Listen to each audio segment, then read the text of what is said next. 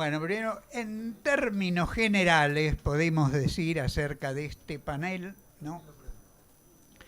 Que como todos sabemos, siempre quisiéramos saberlo un poco más, la relación entre arte y política, que es el tema de este foro general, la relación entre arte y política sigue siéndolo una dimensión de tratamiento obligado y permanente de la cultura contemporánea.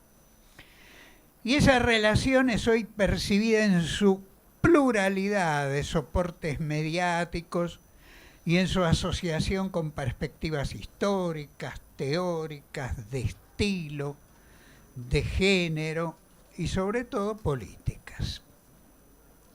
Se ha dicho que el arte y la política no pueden no estar presentes hoy en el recomienzo permanente de toda problemática social y en contra de todo rechazo programado del cambio, como hoy intenta practicarse desde distintos niveles de poder. Los expositores de esta mesa han producido en este campo imprescindible de la cultura contemporánea y de la vida social en su conjunto, desde perspectivas que abarcan esas diferencias y esas concretas instancias del debate que hoy nos convoca y que será recorrido, creemos, en lo que podrá reconocerse como una abarcativa conversación. Y acá entonces informamos y agradecemos la participación en estas exposiciones de Claudio Villarroel, sociólogo, productor también de arraigados shows televisivos, iniciador y conductor de proyectos en radio y TV con temáticas culturales y de actualidad, muchos de ellos en confluencia con Bernarda Llorente, en programas de actualidad, cultura y humor. Bernarda Llorente, politóloga, periodista, productora, directora de programación, conductora en Detrás de lo que vemos, radio y TV, en colaboración, mucho, como decíamos, con Claudio Villarroel. Diego Peretti, actor y psiquiatra, conocido por su amplia carrera actoral en el desempeño de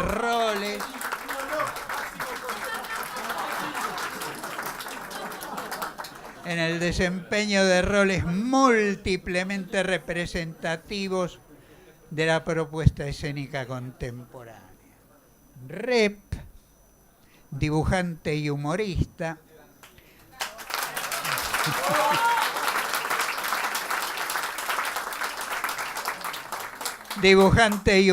con múltiples y permanentemente reconocidas publicaciones en revistas, en libros, en tapas de discos y en páginas periodísticas de cierre que pueden recibirse en cada caso también como aperturas.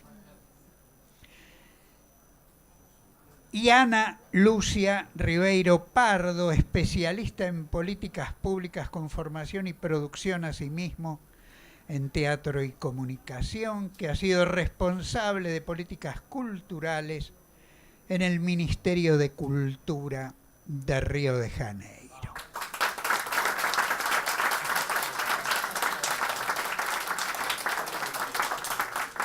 Bueno, nosotros quedamos en hacer una primera pregunta acerca de cómo podría decirse, cómo podría hablarse otra vez un tema como cultura popular y política, especialmente en términos de la relación entre cultura popular y política en los medios.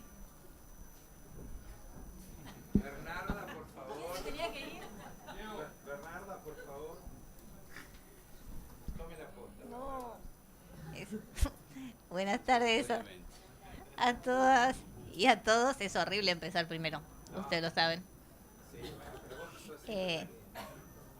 No, es una Es una pregunta amplia y genérica. Les volvemos a pedir disculpas por todas las anomalías, pero es impresionante ver el interés de toda la gente y de todos ustedes y lo que venimos viendo en el foro de Claxo durante estos 2 días. Creo que muestra la necesidad justamente de poder discutir, debatir y sobre todo intentar escuchar nuevas ideas en lo que decía la charla, discutir el presente para poder proyectar el futuro. Y creo que este es un paso muy importante y es un paso adelante de que salgamos del lamento y la queja y empecemos a reformular de cara a qué hacer.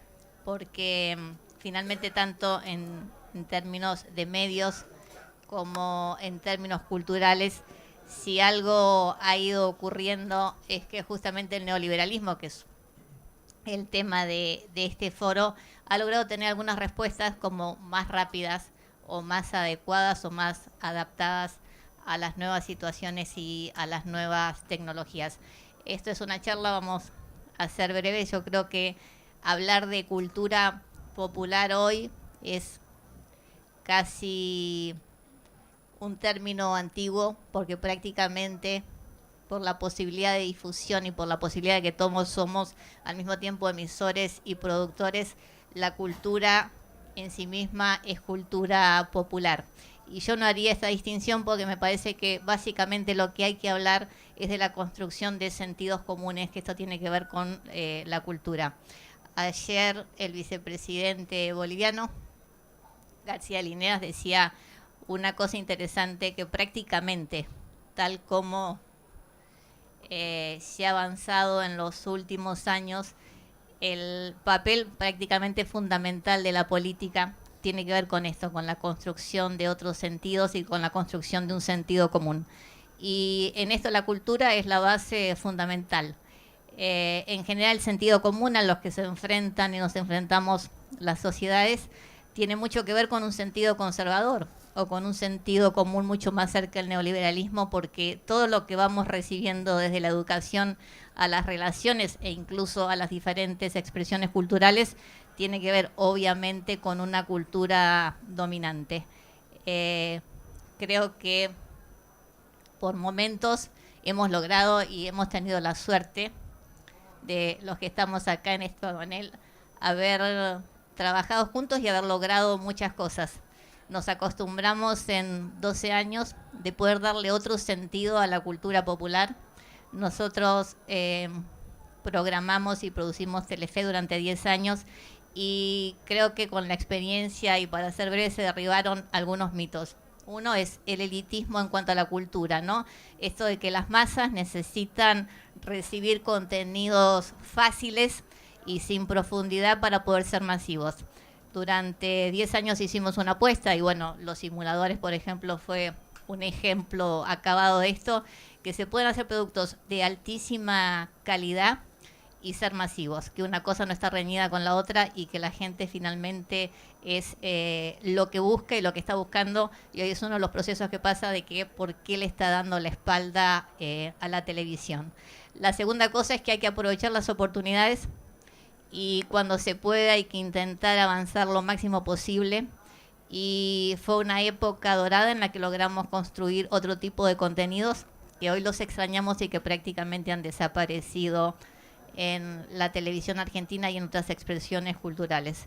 El Estado es un actor fundamental para poder empujarlo, pero justamente de cara al futuro tenemos que aprender a hacer proyectos que no sean tan dependientes del Estado, ni estar tan dependientes de un decreto para que puedan seguir más allá de un gobierno. Y esto creo que es uno de los grandes desafíos de cara al futuro. Y no quiero seguir hablando porque somos muchos, porque Peretti se tiene que ir. No. ¿Qué tal? ¿Cómo les va? Muchas gracias, muchas gracias. No, lo primero que me viene a la cabeza, con más que una pregunta, es un tema para debatir, plantear, es en mi acotada actividad como agente cultural, si se quiere, no sé cómo llamarlo, o trabajador de la cultura, que es representar personajes arriba de un escenario. Hay siempre una relación entre la cultura y la micropolítica de la ética individual de un personaje. Esto yo voy más a lo específico. Después está ideológicamente cómo se comporta el actor en determinadas situaciones políticas del país. Pero en lo que yo veo más cercano en el trabajo diario es la contradicción que un actor empieza a representar en un escenario. Esa contradicción, cómo la resuelve y cómo se mueve y cómo toma ejercicio de ese personaje, está hablando de una opinión, está hablando de una idea, está hablando de un sentido común, está hablando de justicia. Un claro ejemplo que yo tuve en televisión, uno son los simuladores, en donde la representación era de un grupo que lograba justicia a través de la ilegalidad. Y la lograba desarrollándola con un equipo que casi tenía como una disciplina militar. Y que trabajaba con una pirámide muy estricta de órdenes, digamos, o de jerarquía. Bueno, el autor decía que éramos anarcos de derecha. Sí. Entonces la interpretación de eso, las contradicciones que se daban en los diferentes casos que tenían que resolver, ahí había una relación directa entre cultura popular, sentido común, y la legalidad, o el otro sentido común que invade la sociedad y con el que estamos en desacuerdo. El otro programa donde me tocó, digamos, un punto neurálgico en esta contradicción o en este debate es cuando hice Criminal, que tenía que representar a un personaje que tomaba justicia por mano propia en el cono urbano bonaerense. Era producido por Canal 9, que es un canal generalmente de una ideología más de derecha, y bajo las órdenes de Ideas del Sur, que es la productora de Tinelli, que si bien no es de derecha, tampoco está como radiografiado como algo de izquierda o popular. Sí, popular. Bueno, ahí hay una gran contradicción, ¿ven? Ahí hay una gran contradicción entre lo que es popular y lo que es política. Mirá, salió. Bueno, con este Criminal había que hacer un personaje que uno lo pudiera defender desde el progresismo en los medios, porque estaba todo dado para que fuera un personaje, un vocero de la justicia de derecha, si se quiere. Y terminamos entendiendo que comprendiendo a un psicópata, a un sociópata más que un psicópata, porque es consecuencia de la injusticia de la sociedad que él se transforma en un criminal, entendiendo a un sociópata podíamos al comprenderlo podíamos luchar contra él, podríamos luchar contra este agente, enfermo de la sociedad. En esas dos situaciones es que yo me encontré con un debate como el que se está planteando hoy desde el trabajo específico del actor. Y bueno, me parece sumamente interesante que los actores tengan claro que cada vez que representan un personaje están opinando sobre algo, sobre la contradicción que están desarrollando. Eso nada más.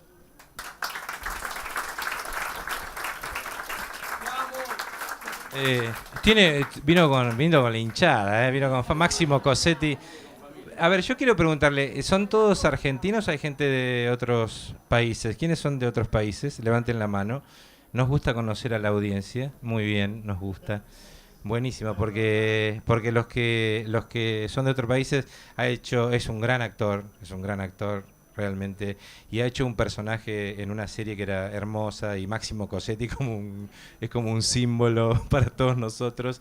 y la verdad lo queremos al personaje y al actor mucho más, así que me encanta que tenga sus fans. Deben ser del Pacto Copérnico ustedes seguramente, ¿no? Hay un programa de radio que se llama Pacto Copérnico, ¿sabías, no? Sí. Hablando de este tema, que volvamos a hablar de cultura popular, como decía Bernarda hoy, habla del triunfo de lo que fue la devastación que logró a mí me gusta hablar del liberalismo más que del neoliberalismo, porque esencialmente las categorías que tiene el liberalismo son básicamente las mismas, actualizadas, trasvasadas por la tecnología, ¿no? Lo que ha logrado este gobierno, lo hablamos hoy en una reunión, estamos tomando un café recién, lo que ha logrado este gobierno no en 3 años, en 1 año y medio, cómo ha desmantelado todo el concepto de lo que es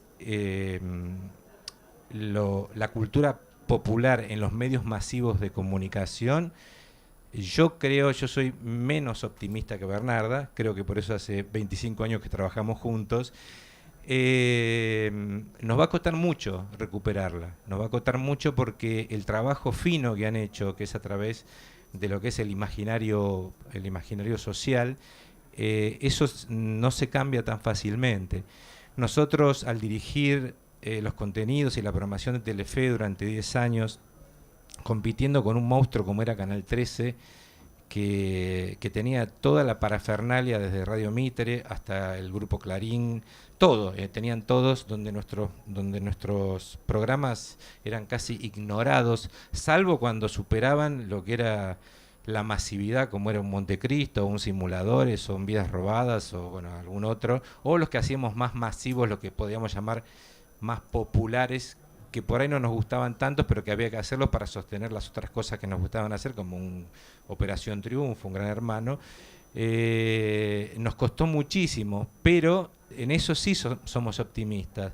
Yo creo que la lucha hay que seguir dándola siempre, porque en lo que no nos tenemos que quedar nunca es lo que está pasando ahora.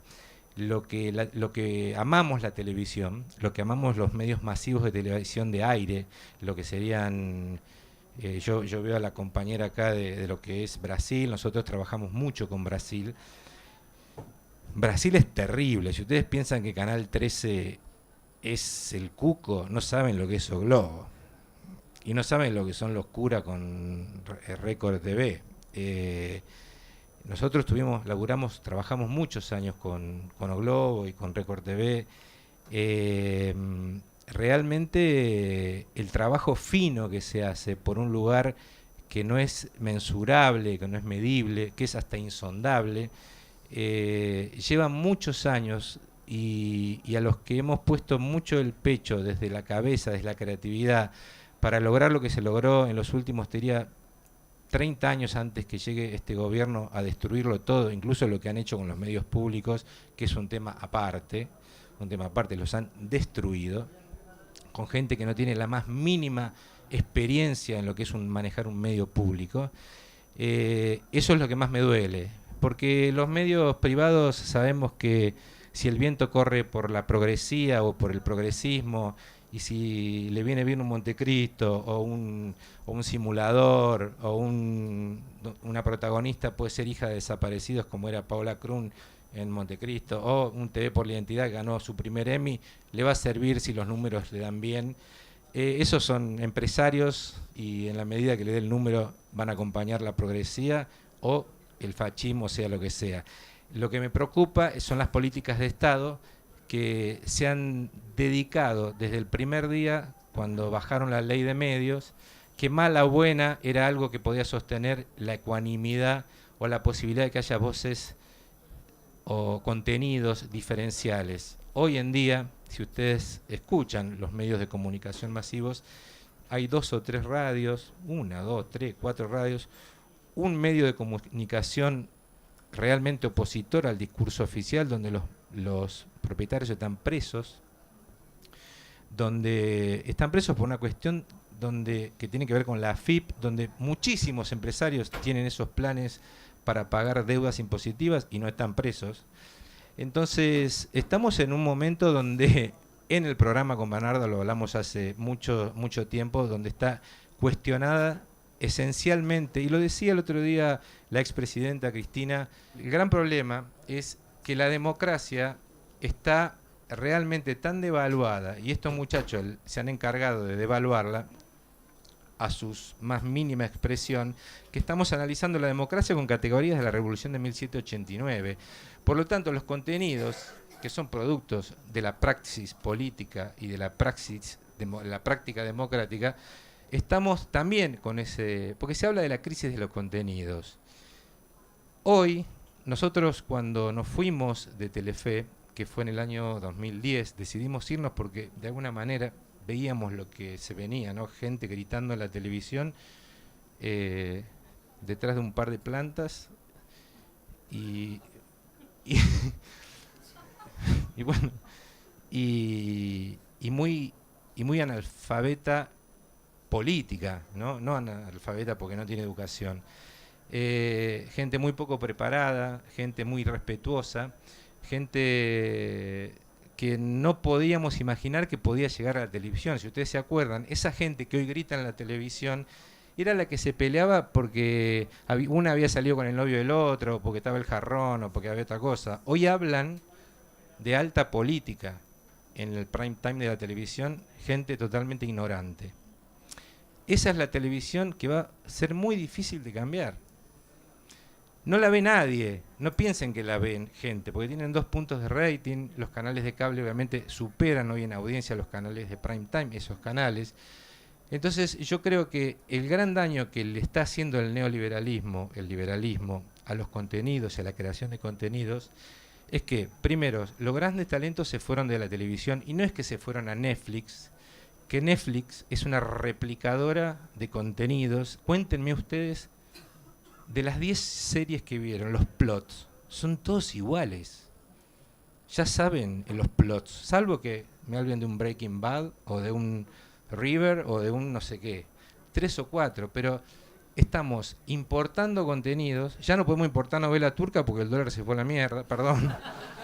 Entonces tienen que volver los tipos que gritan a la noche y faltan el respeto. Entonces, estamos en un problema grave. Estoy hablando de la televisión aérea, la televisión de aire, a la cual nos dedicamos con Bernarda hace 30 años con esto, y decidimos dejarla y no volver nunca más porque le han dado la fecha de defunción. Yo creo que se puede salvar, creo, pero si los dueños de esos medios de comunicación son los que son hoy, que es maximización de ganancia y cero inversión y cero riesgo, donde cuando nosotros estábamos, no porque estábamos nosotros, porque era otro país, Canal 13 hacía 4 telenovelas, nosotros hacíamos 4 telenovelas y 2 unitarios, o sea, teníamos 6 ficciones en el aire, más la del mediodía, había casi 12 ficciones por año, hoy hay 2. Eso es una realidad, producto de estas políticas económicas. Entonces, nos va a costar, pero esencialmente los seres humanos luchamos y le damos para adelante. Y le doy el pie a mi querido amigo Rep.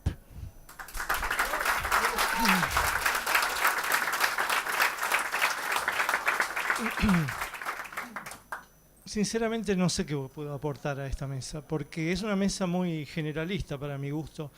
El tema, la política siempre habla de cosas muy generales, grandes, y los que laburamos en la cultura, laburamos en las particularidades. Por ejemplo, yo nunca entiendo qué es el sentido común. Yo no sé si hay un solo sentido común. Yo nunca tuve un sentido común al de mi enemigo, por ejemplo. Y siempre tuvimos enemigos. Yo creo que tengo una especie de contrato social, que es una especie de sentido común de mi área, y que siempre fue como un contrato medio progre, si se quiere, y que siempre estuvo en la vereda opuesta al que no lo era, ¿no? Entonces no veo como una sociedad con un sentido común. Sobre todo el sentido es ir hacia un lado, ¿no? Ir hacia un lado y ir hacia otro. En este momento yo no estoy en ese sentido común. Tengo mis problemas con el sentido común, como ser civil, como ciudadano, y mucho más como creador, ¿no? Como creador realmente detesto el sentido común. Es más, uno en una vida más o menos mediana ha vivido varias varios sentidos comunes, que han sido reflejados por los medios. En el caso mío, los medios gráficos más que nada, ¿no? Un medio chiquito, petizo, laburamos así casi silenciosamente y con bastante más libertad que otros medios mucho más grandes, donde están muy vigilados. Entonces, en los medios gráficos siempre hubo una especie de avanzada, como puede haberlo en el teatro, en cierto teatro, ¿no?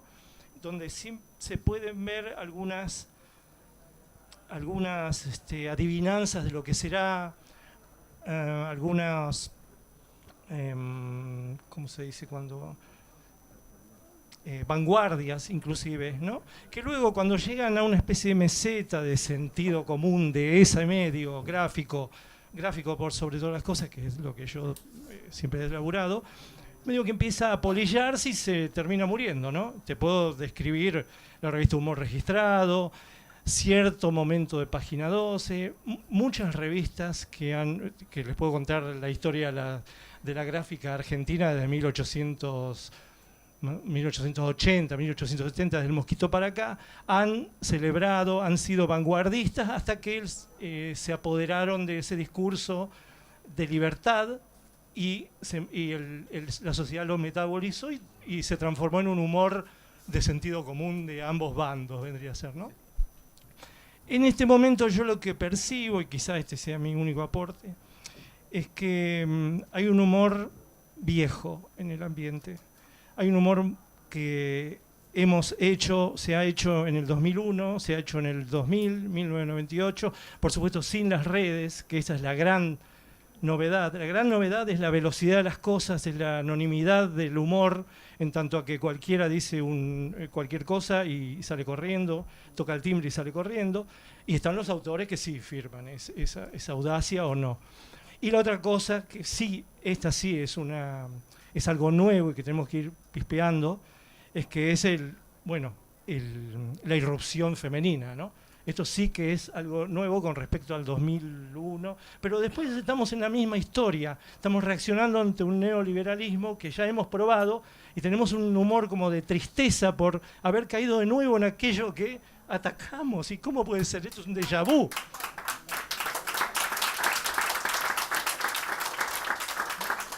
Esto es como un déjà vu, entonces realmente a mí me da mucha fiaca trabajar en este déjà vu y tengo muchas ganas de ir percibiendo cuáles son los nuevos humores, los nuevos errores del sentido común enemigo, los nuevos humores nuestros, y creo que a los poderes no los hace caer el humor, los hace caer el mal humor social. Y eso es lo que tenemos que vigilar, porque ahí va a estar la clave de cuándo se van a pudrir ellos. No se van a pudrir porque hagamos memes, no se van a pudrir porque seamos graciosos y enseguida, frente a una pseudo tragedia, hagamos un chiste. No, eso es como acompañar impotentemente estos tiempos. El humor en este momento es realmente un reflejo casi impotente.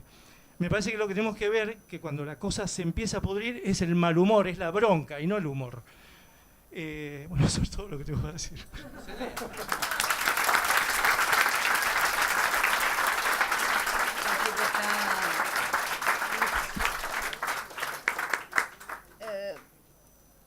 Não sei. Boa tarde a todas, a todos. Estou muito feliz de estar aqui, agradeço esse convite. Parabenizo essa iniciativa de Claxo e todos os parceiros, né, integrantes, a vocês que cediam este encontro aqui em Buenos Aires, na Argentina. Com nós brasileiros, estamos muito felizes de estarmos aqui fazendo parte. Ontem assisti vários painéis, porque eu vejo como um fórum social mundial, quase assim, é um fórum de pensamento crítico extremamente necessário num momento muito delicado. Para nós brasileiros agora, com Bolsonaro, uma tragédia, e nem posso falar, nem vou gastar tempo. Ao mesmo tempo, gente, eu vou compartilhar uma inquietação. Eu vim preparada, minha pesquisa foi nos últimos 5 anos sobre o golpe, e as manifestações de 2013, os protestos e o efeito Bolsonaro a partir desse golpe, mas eu trabalhei com imagens. E eu me preparei, achei que os painelistas iam fazer uma fala diferenciada e eu não sei se haverá tempo. Eu, sinceramente, preparei isso para compartilhar essas inquietações. Eu não sei se deixo para o fim, se houver tempo, como vocês preferem. Um papo agora e depois, né? Tá bem. Comprado. Nessa pergunta, que acho que, de fato, ela implica várias questões, eu não sei se vocês me entendem falando português, sim, que eu hablo muito mal em portunhol. Sobre a cultura popular, eu percebi, com a experiência no Ministério da Cultura, trabalhei por mais de 15 anos como gestora, ouvidora, coordenadora de políticas culturais, percebia, na gestão de Gilberto Gil, sobretudo, trabalhei com 4 ministros, percebia que a cultura popular, eu que venho do teatro, as artes estavam num lugar, em primeiro lugar. A cultura popular era secundarizada. Eu não sei se isso só no Brasil. E o Ministério, então, a questão indígena, que trabalhei na FUNAI também, não estava dentro do escopo do Ministério da Cultura, a questão indígena, a questão de matriz africana, das culturas populares, dos ciganos, sabe? Então, isso ressaltou para mim a necessidade de construir políticas de escuta, de colocarmos prioridades em políticas de bases comunitárias, sobretudo com o programa Cultura Viva e os Pontos de Cultura e outras tantas ações que fomos muitos parceiros com vocês. A outra questão, sobre os meios de comunicação, eu também fui jornalista há muitos anos, eu vou deixar apenas uma provocação que me inquietava muito como jornalista, em rádio, TV e jornal. O quanto nós funcionamos a partir do problema, da tragédia. A imprensa só se interessa pelo problema. Ela só manda nós, repórteres, para a rua quando tem uma coisa de alto vulto. E quando o Gilberto Gil lançou uma grande política, ele disse: por que a imprensa não está aqui por uma coisa tão positiva para o Brasil? Por quê? Porque quando é um problema, tem que ter um grande problema para ter notícia, para ter audiência. Esta é uma questão que quero deixar. A gente sabe que no teatro tem esse momento do clímax, né? O momento do problema, o momento do embate que vai se... dependendo do estilo, evidentemente, do gênero.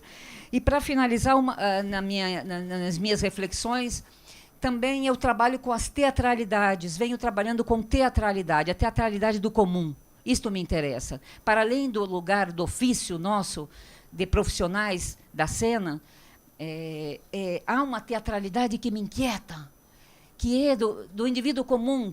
Todos vocês têm uma teatralidade. No entanto, hoje há um capitalismo estético, um capitalismo artista, como diz Lipovetsky, que vem tentando capturar o nosso potencial de criação. E aí que vem minha pesquisa. Isto foi utilizado fortemente no golpe. Esta autoencenação de Bolsonaro, este mito, eu preciso ser um mito, eu preciso causar, eu preciso criar a fake news, misturar, confundir a realidade com a ficção, deixar a população confusa sobre o que de fato é real. E isso é muito perigoso. Uma espetacularização, uma estetização da crise. Um homem-produto, quase. Eu estou me vendendo. Olha, estou aqui. E isso é pessimamente usado sobre os nossos elementos cênicos. Todos os elementos cênicos foram utilizados para este golpe de 2016 que tirou a presidenta Dilma Rousseff. Quando vi nas manifestações de 2013 nas ruas, que eu olhei os anarquistas, olhei os black blocs, olhei os anônimos e quis entender a máscara. Eu disse: todos os elementos do teatro estão nas ruas. Quero entender o que estão me dizendo esses jovens. Fui entrevistar, analisar as fotografias, para encerrar, não me alongar, mas percebi que as ruas foram sendo capturadas pela nova direita, pela chamada nova direita, sobretudo jovens também, influenciados, empolgados, identificados com esta elite, mas utilizados trilha sonora, elementos cênicos, cenários, figurinos, atores, personagens, disputa de narrativas, entende? Eles capturaram. Então, a pergunta que vou deixar hoje aqui é: que imaginários possíveis? Se eles estão tentando capturar o nosso potencial de criação, as nossas cores, a imagética, isso me inquietou fortemente. Este foi fortemente usado no golpe e usado por Bolsonaro, que quis transformar-se com um mito. Acabar com Lula, acabar com Dilma, acabar com a esquerda e transformar-se no mito. Então, é muito perigoso o que está acontecendo, e isso no mundo global.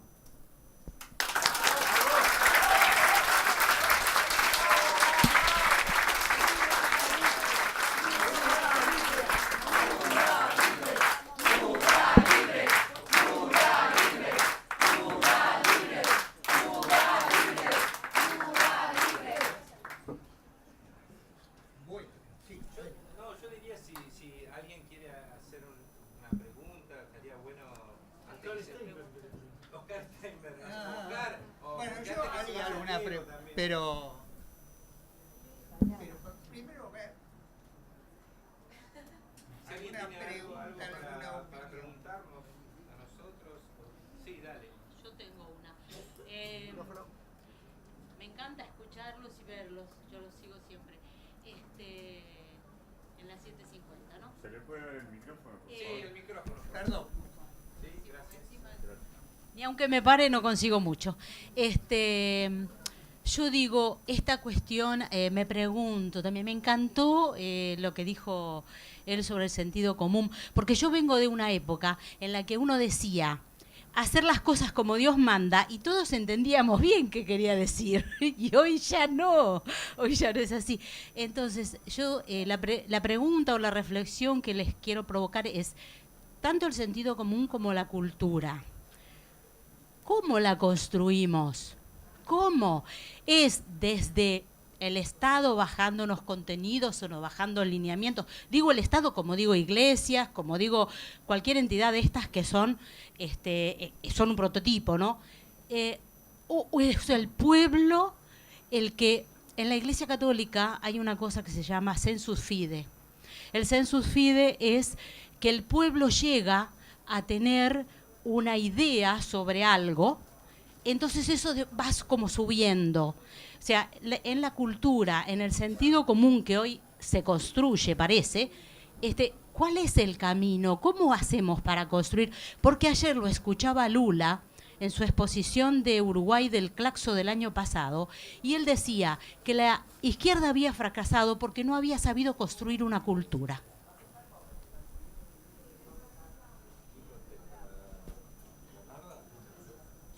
Y se los paso.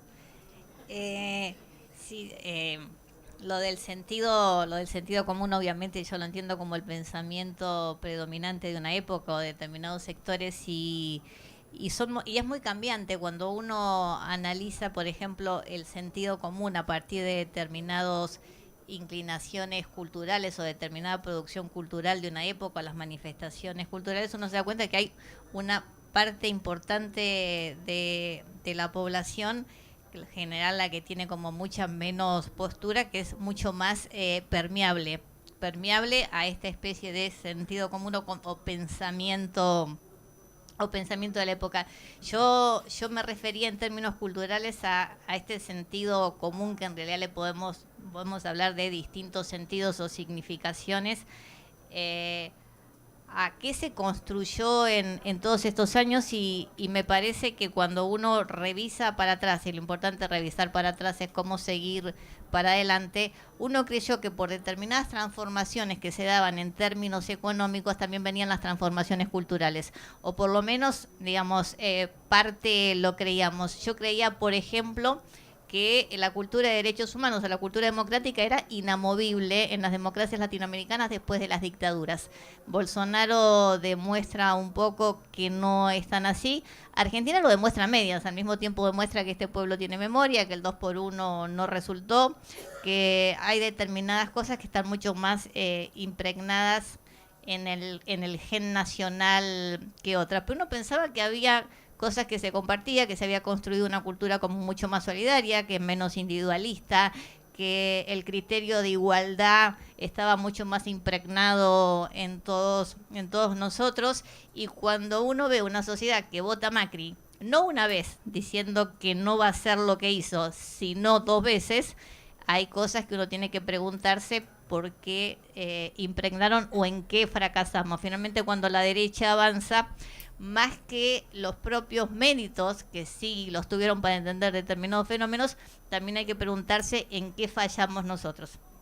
No, No, creí que me pedías el micrófono.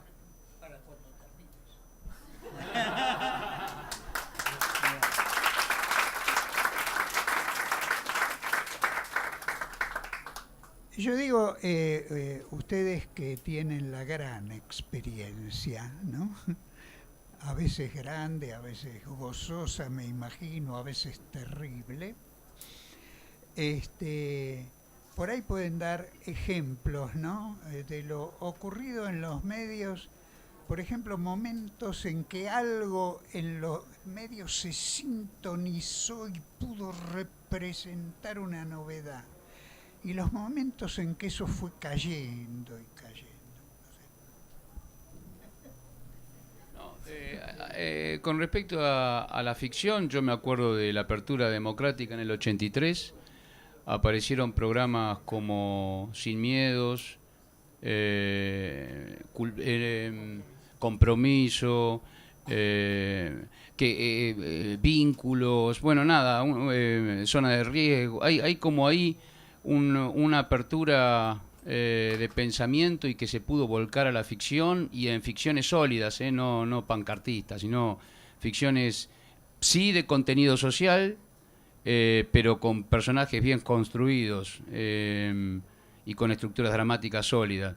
Me acuerdo de esos programas, me acuerdo del Clan Stiebel también, antes, también en una época también bastante revuelta de nuestra sociedad, implantaron lo que es el realismo en la actuación, con Lupi, con Norma Leandro, con Walter Santana, no sé, una cantidad de todos los actores que actúan en Patagonia Rebelde, más los que actúan en No Habrá Más Pena ni Olvido, más Pavlovsky y Alfredo Alcón.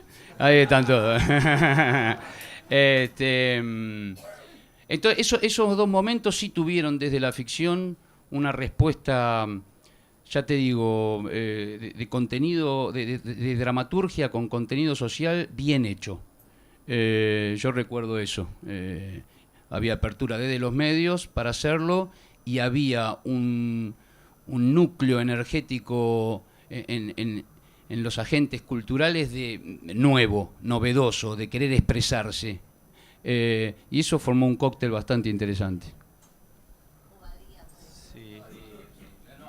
Sí, lo que hizo Juan Alberto, como decía Bernarda, Juan Alberto Badía fue como un referente también de la vuelta a la democracia, ¿no? Juan Alberto fue el referente periodístico, ¿no? De lo que fue la vuelta a la democracia, donde volvimos a ver a Mercedes Sosa, de los artistas, a Víctor Heredia cantando en la tele. También la televisión siempre va 5 pasos atrás, la generación de contenidos siempre va 5 pasos atrás de lo que genera la sociedad en sí mismo, ¿no?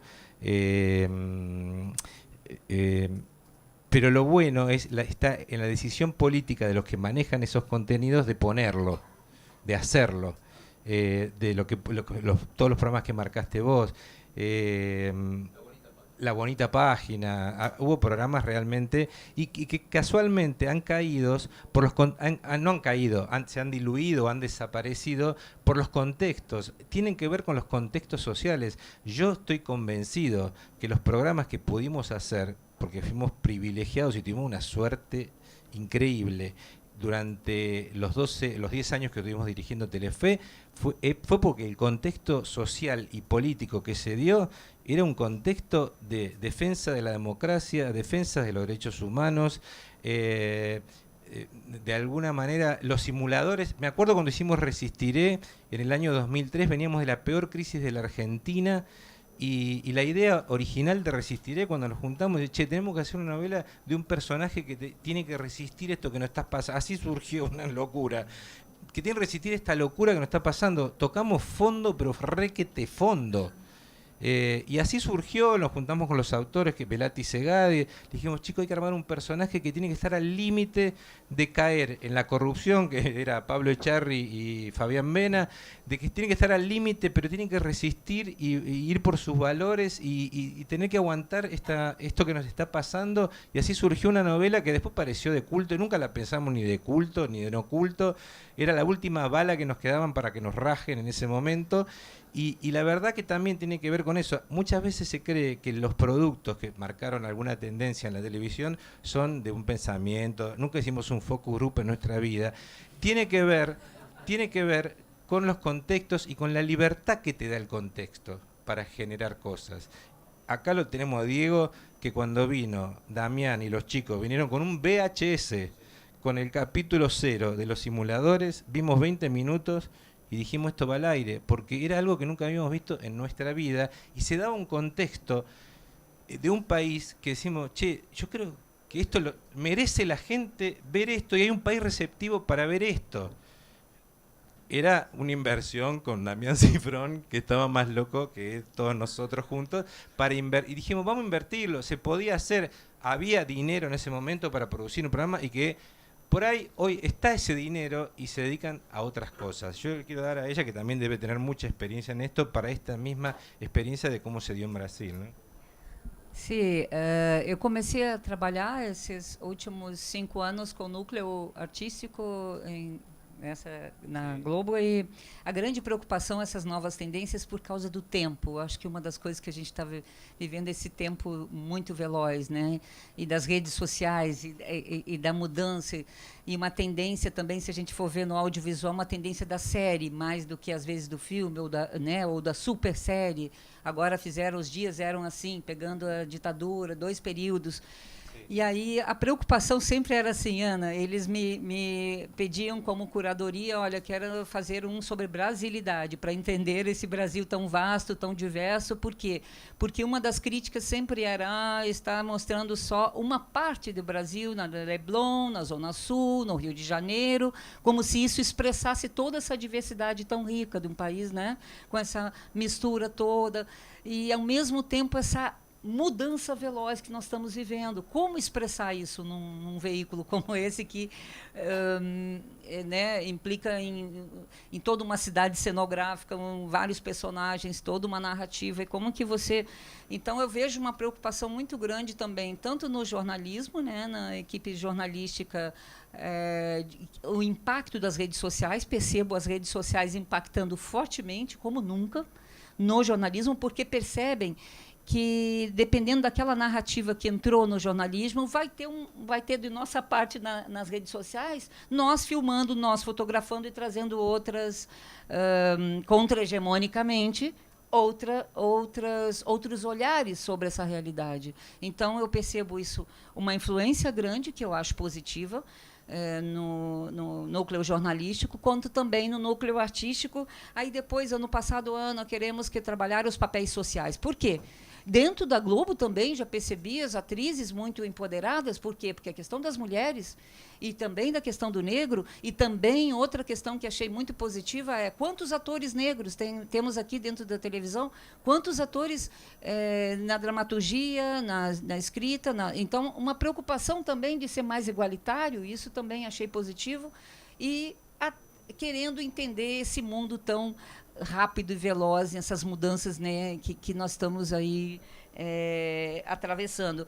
E também quando vejo uma tendência que, ao mesmo tempo que a gente usa esse celular como tudo, igual um computador que a gente filma, fotografa, edita, mesmo que não sabendo muito bem dominar, mas a gente vai fazendo, também a gente quer teatralizar, como eu falei, né? Então, ao mesmo tempo que eu vejo esse personagem, eu acompanho a vida dele, eu tenho uma catarse, eu sofro, eu acompanho esse vilão e herói até o fim, mas eu também tenho uma teatralidade, eu também quero me entranhar, vivenciar, e aí que eu acho que também essas narrativas elas têm que ser mais fluidas, nesse sentido, de tá dialogando com o que está fora.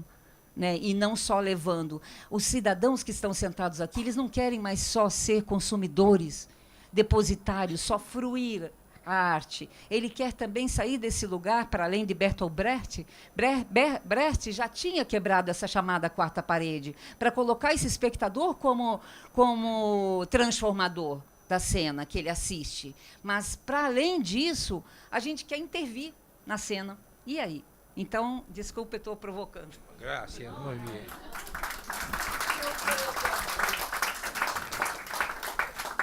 Bueno, uno quiere aprovechar siempre todos los momentos, se junta gente que es difícil de juntar porque están siempre muy ocupados. El tema del humor, ¿no? Es que acá se fue afortunadamente nombrado varias veces y que estaba en el origen de estas mesas, ¿no? Uno ve ahora los programas, el humor es como si no tuviera ahora lo cómico, como si no tuviera programas específicamente cómicos, como sino que estuviera metido en cualquier lado y puede aparecer y no que se lo pone en un lugar con un marco, ¿no? En las historietas, en el dibujo de humor. Y bueno, en otro tiempo era como si hubiera historieta para reírse un ratito una vez que uno la ve. Actualmente no se sabe y puede estar el humor, puede estar lo trágico, pasa eso. Lo voy a hacer, sí lo voy a hacer más abierto porque me parece que no solo es para la historieta y para el humor, sino que también que todos los medios están inundados de humor, ¿no? La publicidad está llena de humor. De humor, hablemos de comicidad en todo caso. Las fórmulas de la comicidad, no el humor, que es otra historia, ¿no? El humor es algo que no es para vender. El humor no vende. El humor es para, en todo caso, no vender. Para ir en contra de la venta, ¿no? Pero bueno, la fórmula de la comicidad está en todas partes, está en todos los medios, ¿sí? Está en todos los telefonitos. Hay una saturación para mí de estas reglas de la comicidad hoy. Pero el humor va por otro lado y yo no sé por dónde va. Pero va por otros lados. Evidentemente, Claudio tiene muy buena prensa de lo que es el humor como catarsis. Él lo tiene muy estudiado eso y creo que podemos conversar, ¿no? Y incluso te puedo discutir, sí. Me podés discutir, pero para mí esto que inunda el mundo de las sonrisas o de las pseudo sonrisas y de las amabilidades y el no decir las cosas tal cual son, sino disfrazadas metafóricamente con una palabra humorística o por una intención cómica, bueno, es otra cosa y no es humor. En el caso personal mío y siendo menos académico y más de donde sale todo, ¿no? De las experiencias personales. Siempre Rilke decía que la infancia es la patria, o la patria es la infancia, ¿no? Y de ahí salen todos los pensamientos que tenemos cuando somos grandes y los huevones o no que somos cuando somos grandes. Pero a mí la risa me salvó de mí. O sea, me salvó de mi entorno, no de mi entorno porque haya sido trágico, sino me salvó de muchas situaciones que por ahí, por falta de preparación, soy cordobés, por ahí puede ser por eso, vengo del barrio de Bajo Belgrano, soy de Belgrano, de Córdoba, pero lo que quiero decir es, a mí, bien ahí, ¿no? Lo que digo es, a mí el humor, yo tengo una teoría del humor y que no es, en ese sentido, podrías entenderse como que el humor podría ser una anestesia burguesa. Para mí el humor en un punto, cuando no tenés las armas para pasar a la acción, como hoy Macri nos dice decreto 3 días de duelo y se va a bailar con Disney. No tenés, y no fue un chiste, ¿entendés? Y vos tenés que al otro día ir a hacer un programa de radio y te dan ganas de realmente como ser humano, y sos un comunicador y tenés una responsabilidad muy grande como comunicador social, como tipo que te preparaste para estar frente a un micrófono o como comunicador, olvídate que tengas que estar frente a un micrófono, te dan ganas de empezar a tirar piedra contra la ventana. Te doy vuelta a la cosa. ¿Hasta dónde los tipos, estos psicópatas del poder, no perciben ese airbag que hay en la sociedad, que es ese pseudo humor, y hacen lo que se les canta, total, todo les resulta a favor, porque los payasiza? Esto ocurrió también con Carlos Saúl. En su momento todo lo payasizaba y de todo sacaba rédito el tipo. Hacía las guarangadas más absurdas, pero una cosa que vos que tenés escrúpulos no podés bancar. Este también. El tipo y su entorno de deseos psicópatas y bla, bla, bla, y de estudiosos que hay alrededor, no deben percibir eso, cuando en realidad lo que no perciben es la verdadera bronca del pueblo. Y eso les sirve. Porque esto, en un momento de bronca, no lo puede hacer. En un momento de bronca verdadera. ¿Yo puedo opinar de esto? Sí. Gracias. ¿Cómo no? Porque yo te escucho, sí, pero es distinto. Porque él hace un humor que es educativo, no es distractivo.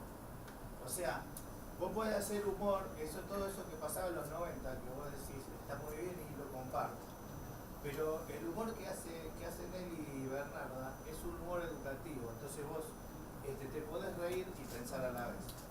Pero no estaba en cuestión. Es muy distinto a... Cada vez no está cuestionando. Él dice, no lo hacen. Entonces yo entendí mal. No, es lo que dice, esto no lo hacen justamente porque saben, porque que hay un airbag que dice que te están inflando un airbag a vos para que te banques todo. Los tipos dicen, hacé las cosas, total te van a decir, pero viste lo que hizo el pelotudo. Porque no es, viste lo que hizo ese hijo de puta que hay que echar porque es un asesino. No, es, viste lo que hizo ese pelotudo y es suma que se habla más, centimetraje. ¿Viste? Cuando no están dadas las condiciones, suma. Sí, es anestesiador, es lo que él dice, no es anestesiador. Y obviamente coincido con lo que dice él, puede ser, pero me gustaría ver lo que dice acá la compañera. Yo sí estoy de acuerdo. Nosotros aprendimos programando televisión. Cuando vos programás televisión y sos un canal líder y tenés que mantener audiencia y demás, es muy importante como adivinar o invocarle en los estados anímicos colectivos, ¿no? Esto que, hablando en términos más genéricos de humor, el humor colectivo, y cambia muchísimo de acuerdo a las etapas. Cuando nosotros empezamos en Telefe, teníamos una pantalla que era Telefe, que justamente lo que vos decías, Rep, en la época de el menemismo era toda una pantalla que era pum para arriba, era una pantalla bastante vacía de contenidos, habían algunas cosas, habían algunas islas como siempre, pero básicamente era una pantalla que vendía una ficción, una alegría, un país que era completamente disociado con el país que empezaba a ver, porque la crisis estaba en ciernes. Con la crisis del 2000, nosotros nos dimos cuenta, del 2001, nosotros nos dimos cuenta que esa pantalla no tenía nada que ver con la sociedad y con lo que estaba sintiendo la sociedad en ese momento, y empezamos a cambiar la pantalla, ¿no? Y después de la crisis nos dimos cuenta que había una etapa en Argentina que después de toda esta ficción justamente de este globo, la gente después de la crisis, que es como un efecto catástrofe,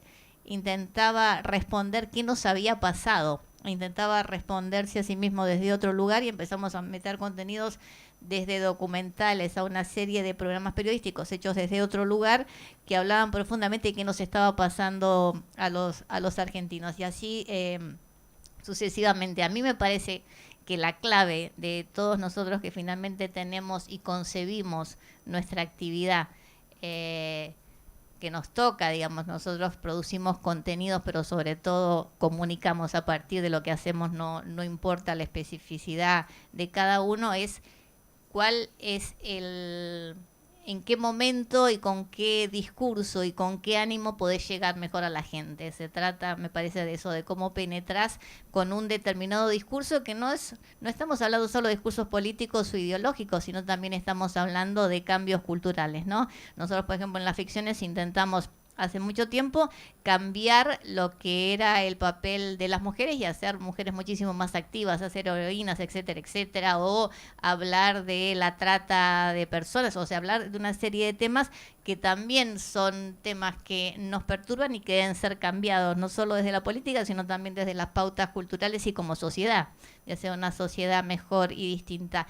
El asunto, para resumir, es cómo en un determinado momento es el discurso como más apropiado para poder llegar al otro, que finalmente para poder llegar con el mensaje. Y me parece, Rep, que en este momento es esa mezcla de lo que le está pasando a la gente, que es, por un lado, en un momento del agobio, porque la realidad te agobia, y es un poco distender y poder reírse, pero al mismo tiempo también es la necesidad de pensar y repensar qué nos pasó, qué nos está pasando y cómo proyectarnos para adelante. Y yo veo ese ánimo colectivo que es exactamente esa mezcla, ese combo de todas esas cosas que nos pasan, contradictorias a veces, otras veces no, pero que finalmente intentamos sintetizar todos en lo que hacemos. No, la verdad me perdí de lo que estábamos hablando. Sí, no, o sea, estoy de acuerdo con muchísimas frases, pero el tema nuclear del humor a mí me pierdo un poco, pero yo soy un actor también que hice comedia, investigo el humor desde el lugar de la interpretación. Y a veces me doy cuenta que el humor, un humor oficial de una época o de otra época, es como un humor que siempre remite a lo más primitivo o arcaico del humor, que tiene que ver con cierta cosa, acá yo te digo lo de mi experiencia, ¿no? Cierta cosa de cosa absurda, de conexión en el sistema nervioso central, de algo que se produce ahí, que provoca una gracia, una conjunción de texto, gesto, dicho por alguien no produce gracia, dicho por otra persona produce gracia, produce humor, el doble sentido, y eso yo no lo puedo ligar bajo ningún concepto a una época o a una cuestión política, Leo. Quiero decir, la puedo ligar, sí, está ligada al sentido común, toda esta la cuestión, todo esto está bien, pero lo básico del humor, lo arcaico del humor, de dónde proviene el humor, son coordenadas que son enormes. Y entonces, digamos, hay humor en Shakespeare y si se hace bien, o de Chekhov, y si se hace bien en la actualidad, produce humor, y la situación contextual es completamente distinta y produce humor. Entonces es la manera en que uno encara ese humor, digamos, en la actualidad, me pierdo, muy interesante, y me parece que tiene que ver también mucho con el inconsciente, ¿no? Con eso, inconsciente colectivo en este caso. Y me tengo que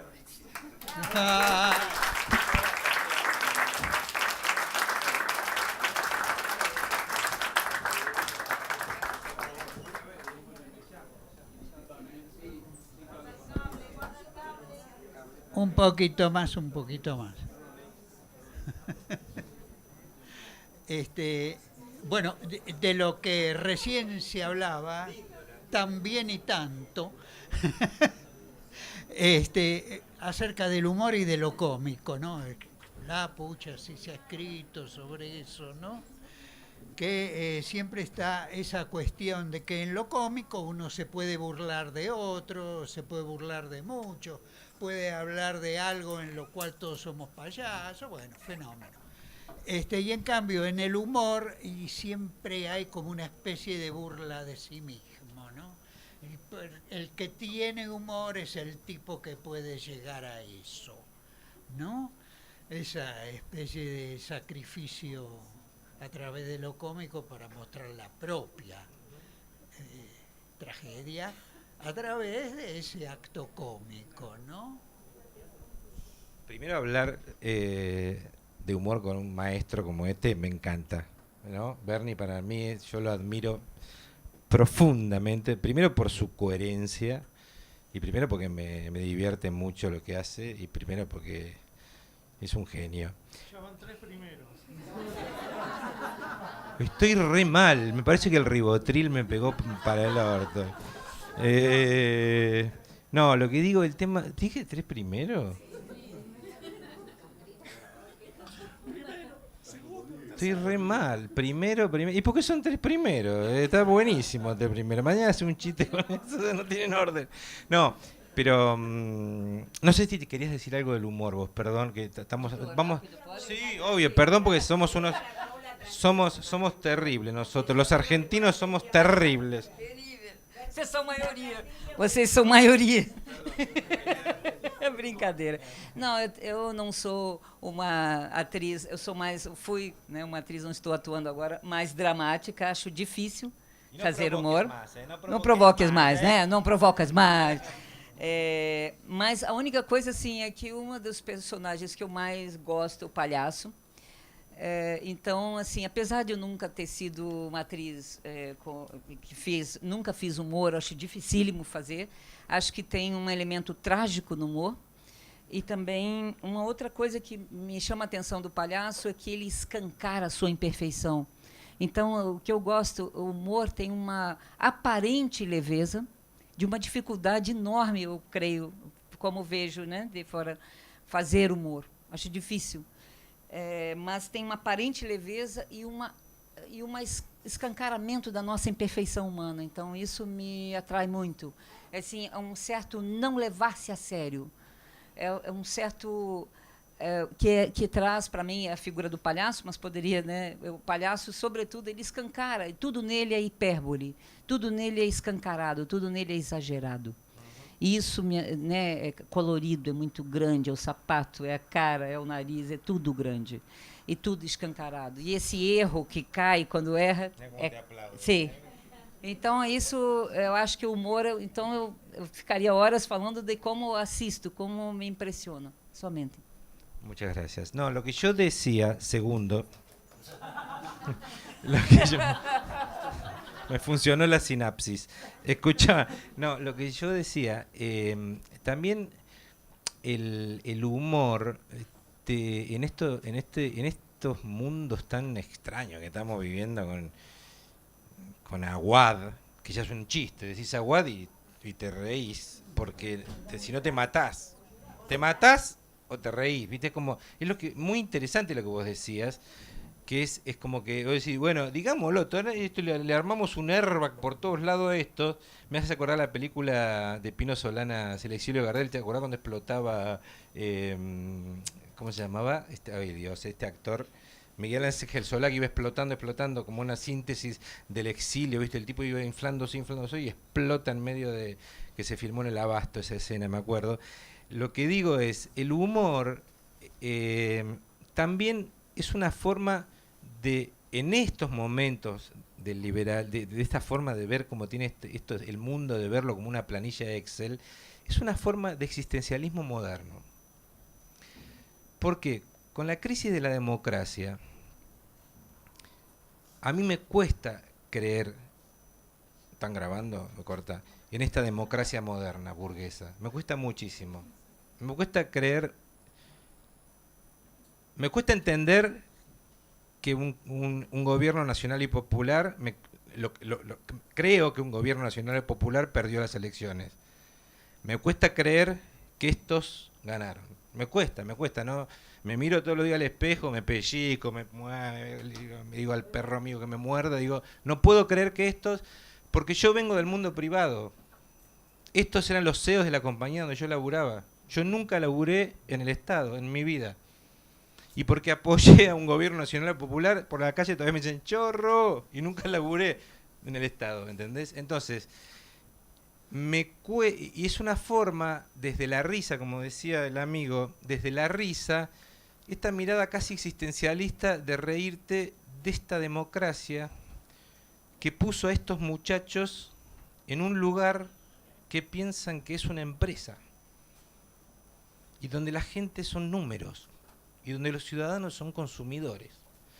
Me enerva. Entonces, ¿a dónde me lleva el primer carril?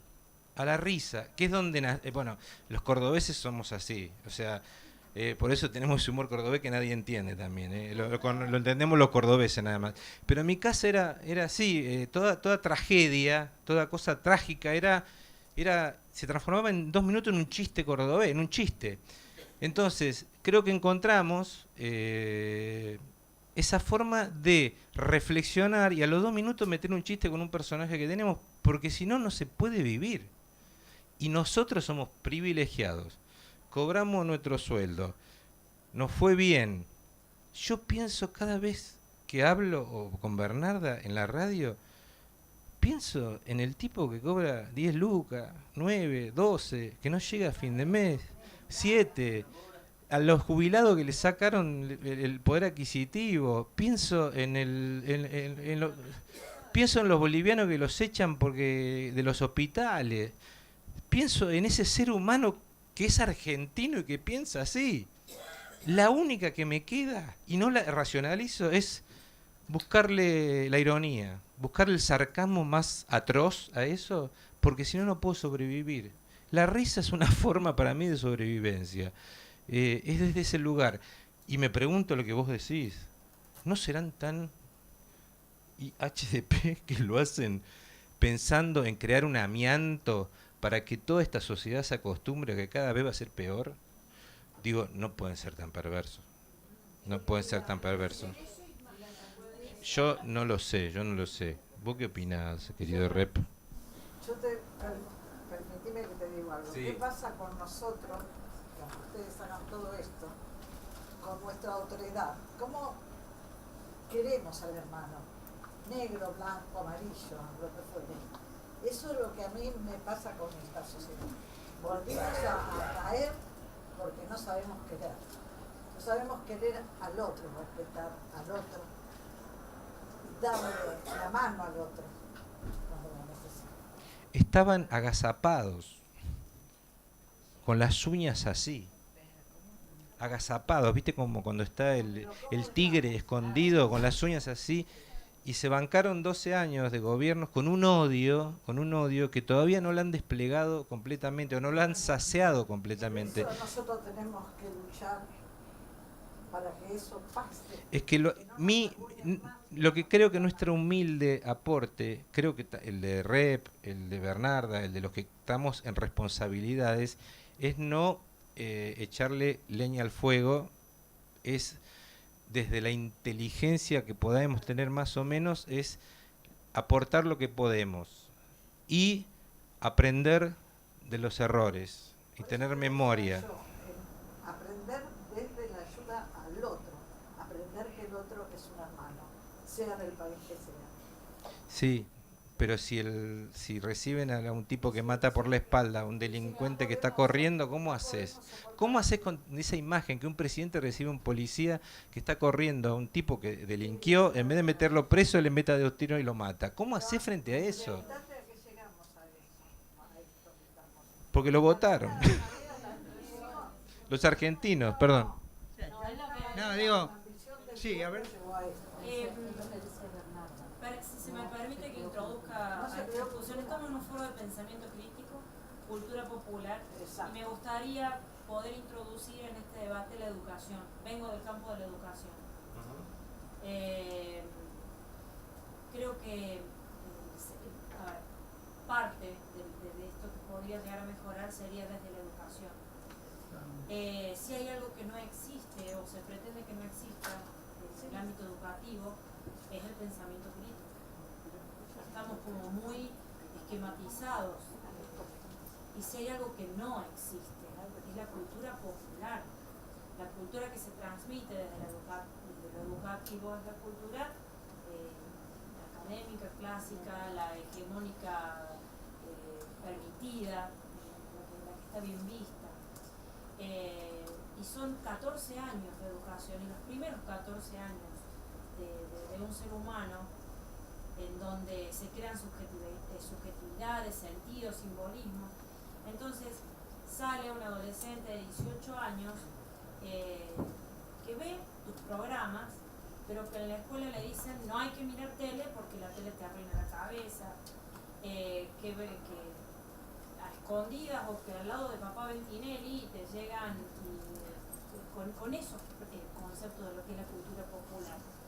Yo como profesora de música les enseño Beethoven y entonces creo que esto de poder pensar la cultura popular o la cultura desde otra mirada, que se acepte este ida y vuelta que tiene la televisión, querramos o no los docentes, la escuela es masiva, nos llega a nuestros alumnos, por más que la escuela pretenda ser una especie de bola de cristal o de culita donde no ingresen estas cuestiones tan perversas. Ve a la derecha lo que está haciendo. Claro. Entonces, creo que el secreto de este primer semillero de pensamiento crítico podría llegar a estar en la educación. Y bueno, no sé si es una pregunta o qué, pero probablemente pensar, a ver, si existe alguna posibilidad o no sé, algún intento, pseudo intento de articulación entre la educación, porque parecen ser como polos Sí, sí. Bien, sí. Hubo intentos, acá seguramente fueron conocidos y reflexionados.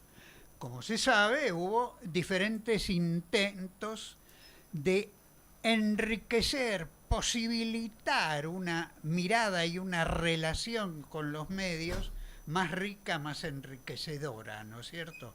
Uno podría decir enseñar a disfrutar de los medios de una manera que no solo sea más divertida, sino además que de instrumentos para manejarse en términos de la cultura que nos rodea, ¿no?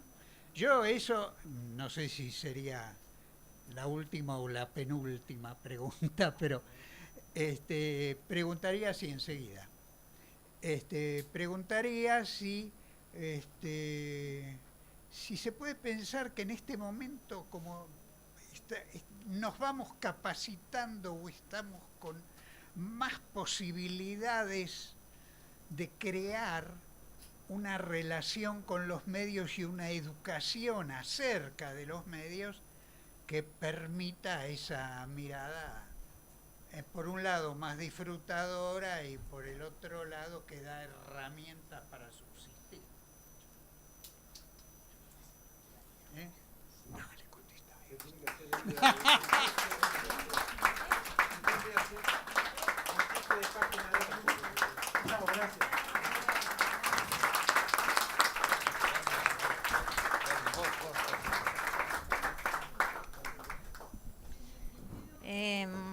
No sé, me parece que estamos atravesando un momento de transición y gran complejidad en los medios, ¿no? Por un lado, existe como la descentralización, de hecho, en que cada uno de nosotros produce contenidos y al mismo tiempo hay una concentración brutal en la propiedad de los medios, ¿no? Tenemos democracias donde nos dicen que una de las patas fundamentales justamente son los medios y al mismo tiempo pocas veces han estado en tan pocas manos, ¿no? Y esa es una de las contradicciones más grandes de estas democracias en crisis, ¿no? La promesa de que la opinión vale y que todos somos potencialmente, podemos ser escuchados y al mismo tiempo cada vez hay menos resquicios, menos espacios. Yo creo que hay que replantearse los medios a futuro. Yo no creo, me parece interesante tener algunos conceptos de educación, pero me parece que los medios, más allá de que influyen, el papel de los medios no es educar. Y cuando uno pone en los medios una serie de obligaciones, por ejemplo, incluso la educación, es que una serie de instituciones están fallando. Por empezar, la educación como también falla la justicia, ¿no? Cuando hacemos una justicia mediática, cuando los medios empiezan a reemplazar. No, pero se decía también que en la escuela se abra la posibilidad de que se vean los medios con más posibilidad de sacar cosas diarias. Bueno, lo que pasa es que la educación también, en muchas cosas, también hay que replantearse y también está bien, que estamos en un mundo en transición, también es cierto que estamos educando a chicos para un mundo que no sabemos exactamente el mundo que viene o con criterios, algunos criterios que son viejos, al mismo tiempo que seguimos educando de una manera que es mucho menos motivadora que la que tienen los chicos en los medios, no en los medios más concentrados, sino en las posibilidades de ellos de acceder a sus propios contenidos, porque por un lado estamos haciendo como ciudadanos, todo comillas, ¿no?, más libres en cuanto a una oferta supuestamente ilimitada, y al mismo tiempo después cuando vamos a esa oferta ni es tan ilimitada ni es tan distinta, y al mismo tiempo nos pauta mucho y nos encuadra mucho, y estas como las grandes contradicciones, ¿no?, las promesas de libertad, de potencialidad infinita, y al mismo tiempo los marcos en los cuales vamos quedando recortados y segregados, y esto es uno de los grandes problemas de este momento, ¿no? Bueno, ni hablar de la Big Data, ni hablar, por eso serían como entrar en otros temas. ¿Cuáles las posibilidades que tenemos? Creo que las posibilidades que tenemos frente a la concentración en serio de los medios es, por un lado, ser capaces de aprovechar los resquicios que tenemos como sociedad y ampliarlos en la expresión y en la llegada a los otros. Lo cierto es que hasta ahora la derecha ha sido capaz de utilizar mucho mejor los medios alternativos que nosotros, al mismo tiempo que tienen los medios de verdad, digamos, los medios más masivos y que tienen mayor influencia, pero que además siempre lo han tenido. Esto tampoco es un fenómeno novedoso y me parece que también hay que plantearlo. En general la derecha siempre tuvo los medios, en general los medios siempre estuvieron concentrados en pocas manos, en general siempre han tenido muchas más posibilidades de sobrevivir, porque incluyó cuando los medios dependen de la pauta publicitaria, en general las grandes empresas se bancan entre ellos, y cuando dependen del Estado, salvo pocas excepciones, cuando ha habido gobiernos populares, también los estados direccionan la pauta. ¿Qué es lo que pasa hoy? ¿Por qué es tan difícil que sobrevivan medios más alternativos en Argentina? Porque la pauta desde el gobierno está direccionada a los grandes medios, y la pauta privada también está direccionada a sus propios voceros, porque los medios son un actor más en este contexto político, donde ya han cambiado su función y son directamente operadores. Volviendo al tema en cuestión, me parece que por un lado hay que fortalecer, digamos, y replantear la idea que tenemos de los medios y ver estos resquicios que también se fueron buscando a lo largo de la historia con la prensa alternativa, y al mismo tiempo, si tenemos la suerte que gobiernos nacionales y populares vuelvan a estar en América Latina, hay que plantear otra forma de organizar los medios y de ejercicio de los medios, y también de participación popular. Creo que el tema de los medios lo que lleva es a un tema en serio más profundo, que es cómo pasamos de democracias representativas y que son altamente traicionadas en las promesas políticas, a democracias con mucho más participativas y con mucho más control acerca de los supuestos representantes, ¿no? Más papel de los representados y menos lugar, digamos, o vacío, digamos, entre los representados y los representantes. Yo le paso a la compañera acá. Sim, eu concordo com Bernarda, não? Sim, que eu acho que o maior desafio é essa concentração. A gente sabe que os meios, né, lidam com, por exemplo, com respostas, né, de publicidade, né, de uma série de desafios internos também, que a gente sabe, né, que esses meios estão lidando diariamente. Porém, como eu disse, esse tempo muito veloz de transformação e novos dispositivos, novas formas de diálogo, e a gente está caminhando também para um híbrido, uma mistura, uma interdisciplinaridade em tudo, né? E também coletivos, jovens criadores, e eu vejo uma tendência também dos meios de terceirizar algumas desses conteúdos, tipo com minisséries ou superséries, ou alguns conteúdos de criações mesmo, né? De poder, essa diversidade, essa velocidade desse público consumidor também, que tem que estar o tempo todo com uma novidade, precisa desse criador, dessas novas linguagens, de novos atores, digamos assim. E eu acho que também a gente percebeu, por exemplo, de novo, voltando a esse trabalho de pesquisa, eu percebi do mídia livrista, né, na forma de convocação, na forma de criação, em programas na web, que eu acho que trazem um frescor, um alimento, digamos assim, para a gente, como se diz, trazer essa forma educativa, essa forma mais acessível de envolver esse jovem, por exemplo, no espaço de criação, no espaço de trazer seus conteúdos, digamos assim, né? Que eu acho que vejo uma abertura maior nesse sentido.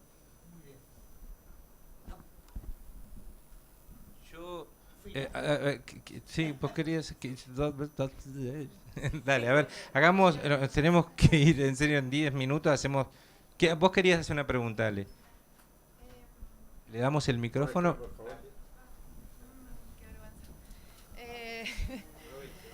¿Qué tal? Yo quería hacer una pregunta, una sola, pero la voy a como enmarcar. Quería preguntar, como joven por ahí viene a estos lugares, como recolectando experiencias de grandes personalidades como ustedes, que han atravesado un montón de cosas, digamos, sobre todo el manejo de los medios. Quería preguntar, frente a un escenario como el que, en este foro de pensamiento crítico acabamos de catalogar, que confunde, o sea, que utiliza como herramientas confundir la realidad con la ficción, utilizar el problema y la tragedia como noticia y aumentar la audiencia, como pasó, ponele con El Marginal, utilizar la cultura popular, y ahí voy a disentir con la compañera acá, que para mí sí hay cultura popular, la cultura popular existe, pero no es masiva, digamos. Bien, claro, no es masiva, entonces no llega a la educación.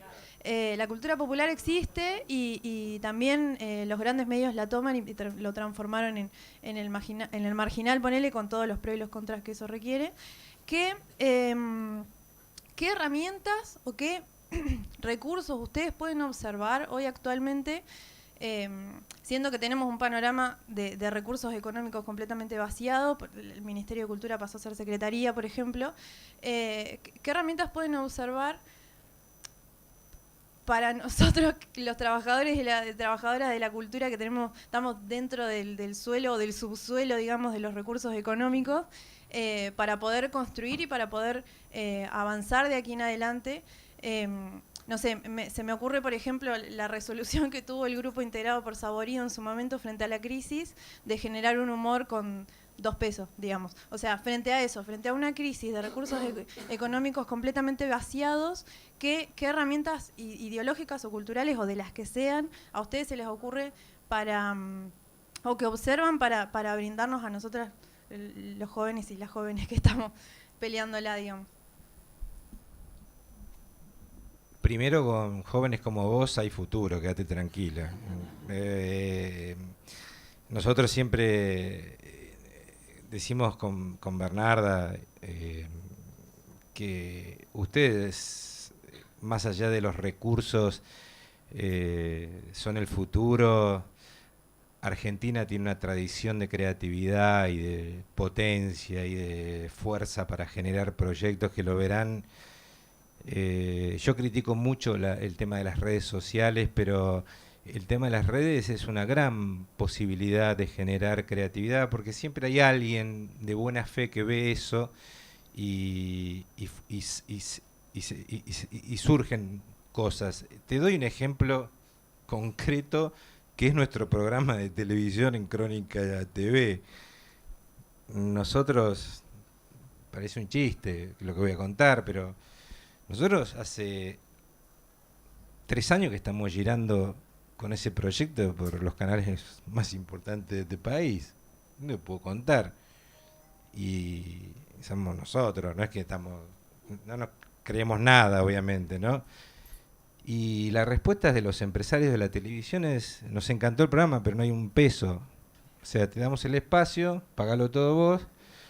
Y nosotros no somos vendedores o sea, tenemos que generar el proyecto, crear el proyecto, trabajar con los guionistas, trabajar con los actores, hacer la dirección artística, producirlo, editarlo, qué sé yo, y salir a ver a Aerolínea, che, ¿tienen plata para poner un spot? Y encima armarle el spot y no cobrárselo, digamos, una cosa de locos, cosa que a esta altura de nuestra carrera no estamos dispuestos a hacerlos, pero no por una cuestión de que nos creemos nada. Pero es tan fuerte lo que nos gusta hacer lo que hacemos, que lo hicimos. Si los otros lo hacemos, ustedes tienen que hacerlo el triple. Lo hicimos y nos han ninguneado mal.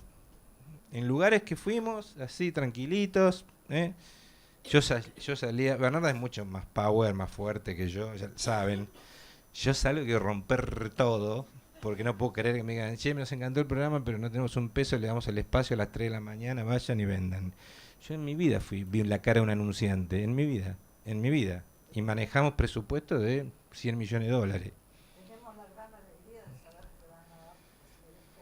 Ay, ojalá. Estamos nominados para un premio, o sea, vamos a ver.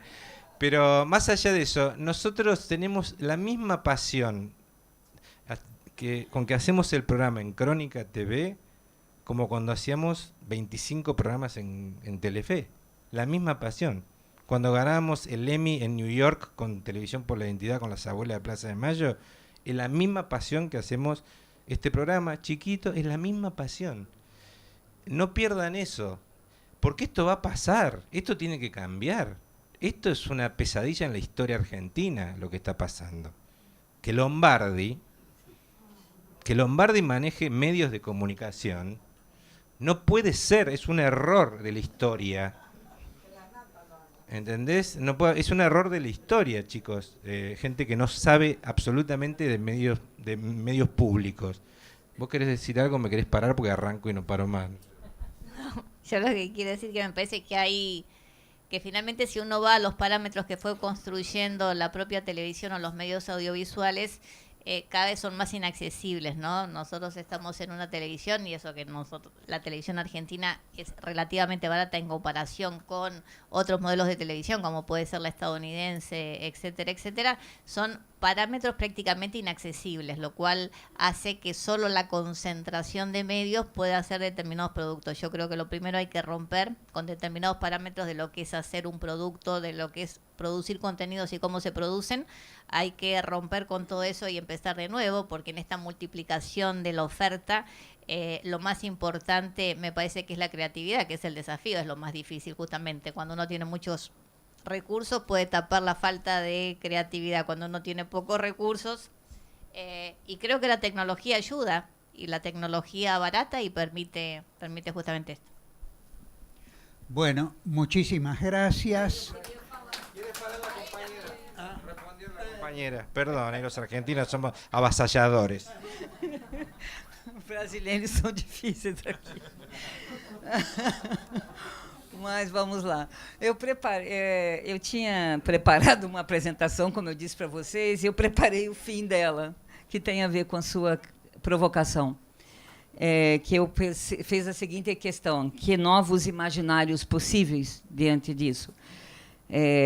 Depois de trazer à superfície esses bastidores do poder, o que é, tentando trazer o subterrâneo, né, os interstícios do poder, entre direita e esquerda, o reacionário e o revolucionário, essas teatralidades, essa autoencenação constante, a apropriação das manifestações pela direita, com personagens polêmicos, tragicômicos, xenófobos, né, fascistas, no caso do Brasil, com Bolsonaro, estimulando o armamento, e com uma influência muito grande da história em quadrinho e do audiovisual, infelizmente, com o Batman na rua, mas da forma pior, né? Eu posso terminar? Não. Ana Lucia, acabou? Te agradecemos infinitamente. Lo que pasa es que no manejamos el tiempo. Vamos a poder hay que dejarlo adosarlo. Vamos a tratar de adosarlo al hoy. Não. Não, obrigada. Não. Você tiene una presentación que no dio para mostrar. Bom. Lo que estoy ofreciendo es que ponga el link de la presentación y ustedes después la ven. Bom, enfim, eu posso terminar com uma frase, se me permitem? Sim. Então, ok. Eu agradeço muito, tá? Bom, se nós cometêssemos uma desobediência civil, já que se apropriaram desses elementos para teatralizar, para tomar conta e dar um golpe, fomos transformados como grande público, tratado como consumidor passivo, amordaçado e censurado, se nós tomássemos esse espetáculo, essa cena, e ocupássemos a cena, e invadíssemos o palco e interrompêssemos a cena. Acho que é isso que a gente tem que fazer, no meu entender. É desobediência civil, sim.